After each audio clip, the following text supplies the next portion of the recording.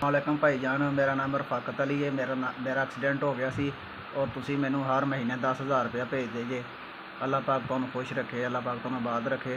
और जो तुसी मैनू मेरी इमदाद करदे ये नाल मैं अपना कोई दुआ दारू भी कर लेना और अपने बच्चों का कोई खर्चा पानी कर लेना। भाईजान मैनू तुहाडे पैसों का बहुत इंतज़ार हुंदा है, क्योंकि तुहाडे आसरे नाल अल्लाह पाक ने तुसी मैनू 10,000 रुपया भेज दे, मैं कोई 5-6 हज़ार दी अपनी कोई दुआ दारू कर लेना और कोई 4-5 हज़ार अपने बच्चों वास्ते कोई राशन कर लेना। मेरे को 10-15 दिन जोड़े आराम सुकून नाल गुजर जाते हैं।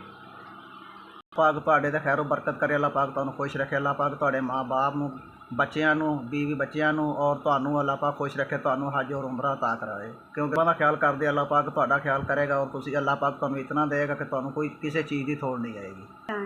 अल्लाह दे भाई तू बहुता सोना कि मेरा बंदे का तू बड़ा खा किया ही है, ठीक है। अल्लाह तेन बहुता दे, अल्लाह तेरी माँ नू कुछ ना कर, तेरे अब्बू नू, तेरे बच्चों नू तेन ना, अल्लाह तेन बहुते पैसे दे, तेरी चोरी पाल।